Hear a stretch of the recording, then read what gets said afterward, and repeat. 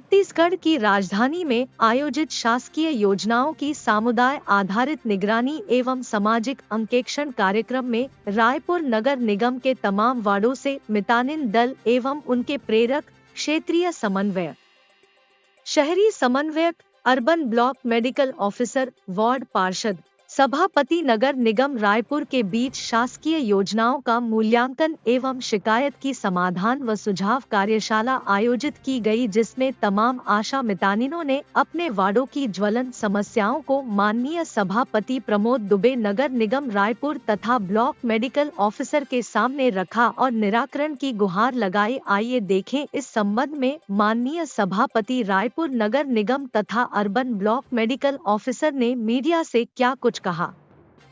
नमस्कार, आप देख रहे हैं हल्ला बोल न्यूज़। मैं दीपक मजुमदार। अभी जो है ये जन संवाद जो है शासकीय योजनाओं के तहत जो जन संवाद हो रही है उसके विषय में हम यहाँ पे पहुँचे हुए हैं और यहाँ पे यहाँ जो महिलाएं हैं, हर वार्ड से जो मितानिन बहनें हैं वो भी इकट्ठे हुए हैं और क्या जनसंवाद में क्या बताने की कोशिश कर रहे हैं। और यहाँ पे जो सभापति जो है नगर निगम के प्रमोद दुबे जी भी यहाँ पहुँचे हुए और अपना वक्तव्य सबके सामने प्रस्तुत करें और क्या यहाँ पे जो किस कार्यक्रम को लेकर के ये आयोजन किया गया हम चलेंगे और उनसे जानने की कोशिश करेंगे। तो तब तक के लिए हमारे साथ जुड़े रहिए और देखते रहिए खास खबरों को।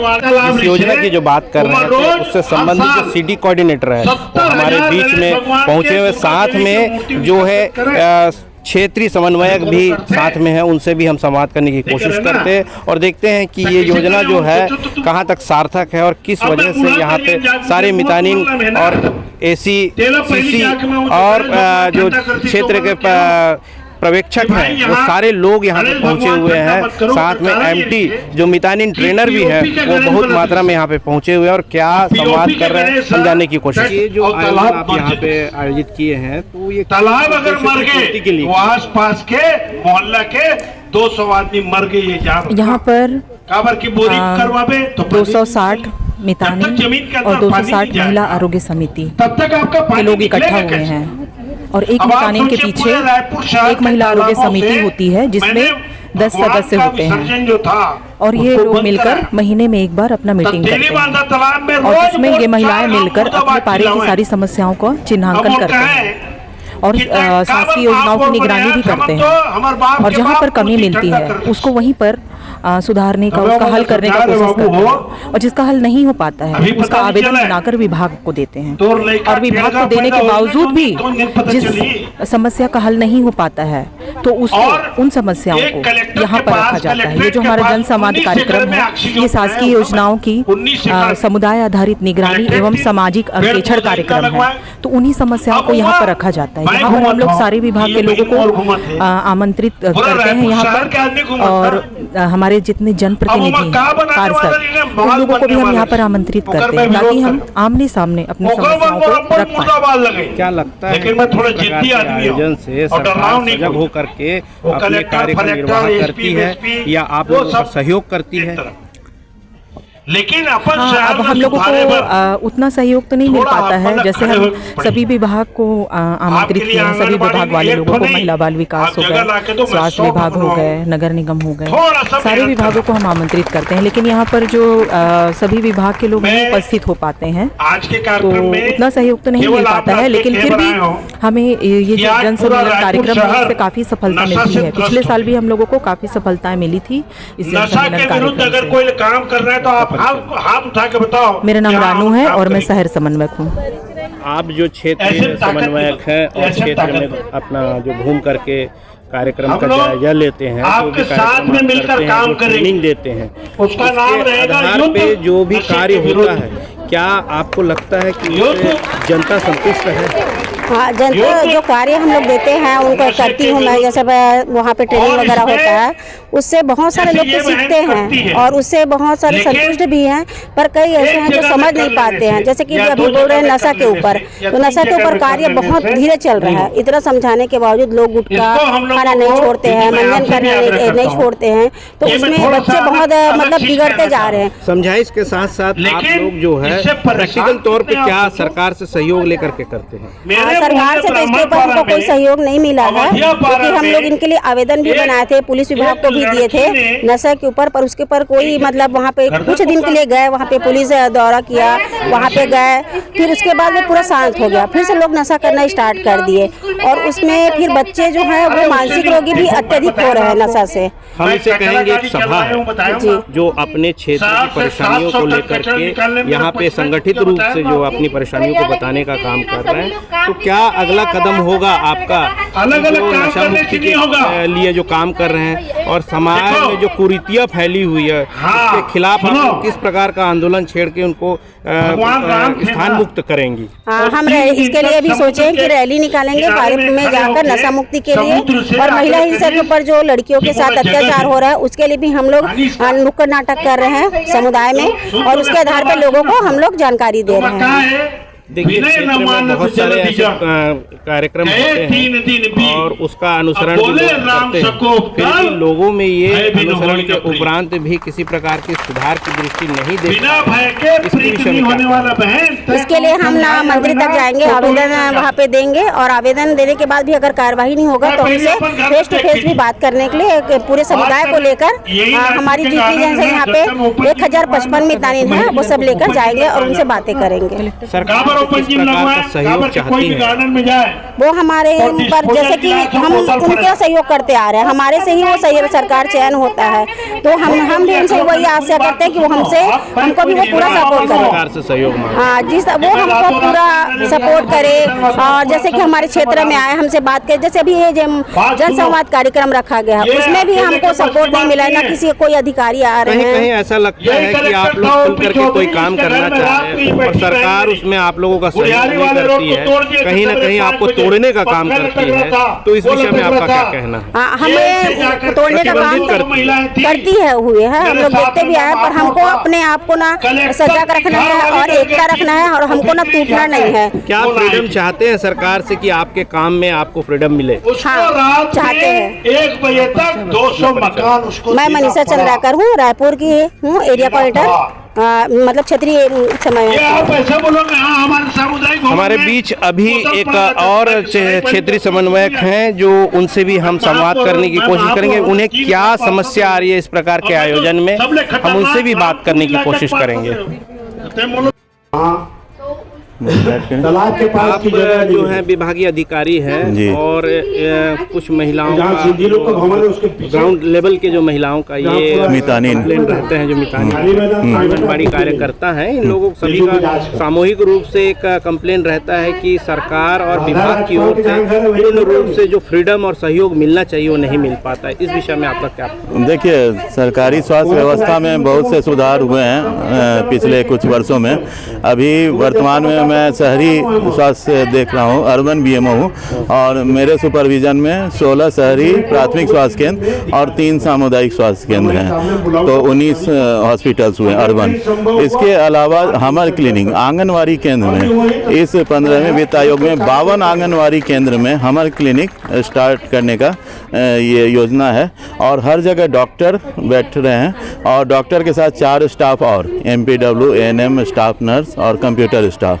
तो सुविधाओं का विस्तारीकरण तो हुआ है, और हर अर्बन PSC में 2-3 MO, और हमारा अस्पताल 4 हैं। हमारा अस्पताल का जो टाइमिंग है एट प्रेजेंट 8 बजे सुबह से 8 बजे शाम तक है, तो हमारे अस्पताल में कुछ ज़्यादा संख्या में चिकित्सक, मेडिकल अफसर, स्पेशलिस्ट की नियुक्ति होती है, क्योंकि उसे ज़्यादा समय तक सेवा देने रहती है। प्राथमिक स्वास्थ्य केंद्र में अक्सर ये शिकायत आती है कि गर्भवती महिलाओं को वहाँ से भेजा जाता है कि वो अनदेखा करते हैं या अपने काम के प्रति वो सजग नहीं है, तो ऐसी स्थिति में क्या कार्रवाई कर सकते हैं आप? देखिए, गर्भवती महिला में जो नॉर्मल है, सामान्य प्रसव, वो तो ले लेते हैं। उसमें 2 तरह की चीज़ होती है, एक सामान्य प्रसव, एक high risk pregnancy. High risk pregnancy के केस जो है आजकल ज़्यादा मिल रहे हैं, क्योंकि सिजेरियन सेक्शन ज़्यादा हो रहे हैं। तो सिजेरियन सेक्शन जिनका पूर्व में हुआ है और जो हाई रिस्क प्रेगनेंसी के कैटेगरी में आते हैं, उनको प्राथमिक स्वास्थ्य केंद्र में नहीं लेना है। ये प्रोटोकॉल के अगेंस्ट है उनका। जो आप बता रहे हैं कि अधिकांश यही देखने को मिलता है, उसका मुख्य कारण एज ए डॉक्टर हैं आप? हाँ, BMO है, block medical officer, urban BMO। श्रृंखला में हम आपसे पूछना ये मेरा लाजमी बनता है कि जो सीजरियन जो केस है ये क्यों ज्यादा हो रहे हैं, नॉर्मल क्यों नहीं हो रहे हैं? इसमें दो तरह की बात होती है। एक तो जो नॉर्मल एक्टिविटी जो होता है महिला का, प्रेगनेंसी के समय जो सामान्य रूटीन घर का काम जो होता है, झाड़ू पोछा, ये सब जो नीचे तबके के लोग हैं वो तो करते हैं, तो ये रूटीन काम करने से जो है सिजेरियन की आवश्यकता नहीं पड़ती है, नॉर्मल डिलीवरी हो जाता है। प्लस कुछ लोग जो हैं जो प्रेगनेंसी हो गया तो एकदम बेड रेस्ट करना है, काम नहीं करना है, इसमें रहते हैं गलतफहमी में, जिसके कारण सिजेरियन की आवश्यकता। और प्राइवेट सेक्टर में जो जाते हैं तो उसमें जो पहले, अभी तो आयुष्मान भारत में सिजेरियन को बंद कर दिया गया, लेकिन पहले सिजेरियन सेक्शन इंक्लूडेड था, तो उस कारण से प्राइवेट हॉस्पिटल्स में सिजेरियन सेक्शन ज़्यादा देखने को मिलते हैं प्राइवेट सेक्शन में। प्रश्न आपसे है कि जो महिलाएं, जो गर्भवती महिलाएं हैं, उनके परिजन से जो भी शिकायत होती है इस प्रकार के हमको सहयोग नहीं मिल पाता विभाग की ओर से, और जिला हॉस्पिटल में जाने के बाद जिला भद्रता पूर्वक व्यवहार किया जाता है, इसके प्रति आप क्या कर सकते हैं? देखिए, जिला अस्पताल मेरे ज्यूरिसडिक्शन में नहीं है, वो बाहर है। 16 primary urban primary health centre और 3 सामुदायिक स्वास्थ्य केंद्र। अगर जिला अस्पताल 2 जगह, एक पंडरी में है और MCH कालीबाड़ी है, maternal and child hospital Kalibari, 2 wing है उसका, उससे अगर कोई शिकायत है तो आप CMHO सर को दे सकते हैं, chief medical and health officer sir को। डॉक्टर पंकज किशोर मिश्रा, मैं अर्बन BMO हूँ, शहरी खंड चिकित्सा अधिकारी। मेरे सुपरविजन में 16 शहरी प्राथमिक स्वास्थ्य केंद्र और 3 सामुदायिक स्वास्थ्य केंद्र हैं, और आंगनवाड़ी 113 आंगनवाड़ी केंद्र है। शहरी खंड चिकित्सा अधिकारी से अभी हमारी बात हुई है और इनसे हमने कुछ सवाल ऐसे किए जो ग्राउंड लेवल के सवाल है, जिस पर ये इन्होंने स्पष्ट रूप से कहा है कि अगर कोई महिला किसी बात को लेकर के शिकायत करती है तो वो निश्चित रूप से वो चीफ मेडिकल ऑफिसर निश्चित रूप से सुनेंगे और उस पर कार्रवाई भी करेंगे। अभी हम जो क्षेत्रीय पार्षद और नगर निगम के सभापति हैं उनसे भी बात करने की कोशिश करेंगे कि जो योजना आज यहाँ पे योजना के तहत ये जो सभा आयोजन किया गया है वो किस वजह से और क्या इससे आउटपुट मिलने वाला है। नाम के परिचय की आवश्यकता नहीं है और पूर्व के महापौर हैं और वर्तमान में आप सभापति हैं। तो ये आयोजन किया गया है, इसमें जो महिलाएं अपनी शिकायतों को लेकर के आ रही है और आपसे शिकायत कर रही है, तो इसका निराकरण में आप किस प्रकार की मार्गदर्शन करेंगे? देखिए, अलग अलग प्रकार की कठिनाइयाँ होती है। बहुत सारे ऐसे वार्ड है जो बहुत डेंस वार्ड है जहाँ वर्तमान में जगह नहीं है। अब मुश्किल इस बात का है कि जगह नहीं होने से कहाँ से हवा में थोड़ी कोई जगह निकाल देगा। मितानिन की कुछ समस्याएं हैं, आंगनबाड़ी की कुछ समस्याएं हैं। सरकार में जो बैठे जिम्मेदार अधिकारी हैं उनको इनके साथ में सामंजस्य बना करके कि जहाँ जगह हो वो हम कर रहे हैं, और जितनी जगह पर रिक्त जगह होगी वहाँ ज़रूर बनेगा। लेकिन बहुत सारे लोगों को ये जानकारी नहीं होती कि प्राइवेट लैंड मान लो बहुत पुरानी खाली है तो उसमें कोई सरकारी योजना नहीं आ सकती। ब्रीफ करना और धरातली जानकारी होना, ये दोनों अलग अलग चीज़ें होती हैं, क्योंकि इसमें पटवारी का नक्शा लगता है तभी सरकार उसमें पैसा स्वीकृत करती है। तो कुल मिलाकर के हमने इनकी बातें सुनी और अच्छी बात यह है कि लगभग 80% समस्याओं का समाधान हुआ है। 20% समस्या हमर क्लिनिक को लेकर के जो आई है, तो हमर क्लिनिक में भी लगभग 5-7 वार्डों की समस्या में से 3-4 का निराकरण अभी हमने कर दिया है। और भी जहाँ जगह होगी, मुश्किल इस बात का है कि जिस मोहल्ले में अगर पुराना सामुदायिक भवन है और वहाँ अगर शादियाँ ब्याह होती हैं तो उसको ये लोग मांगते हैं तो वो भी पॉसिबल नहीं है। और उसके बाद फिर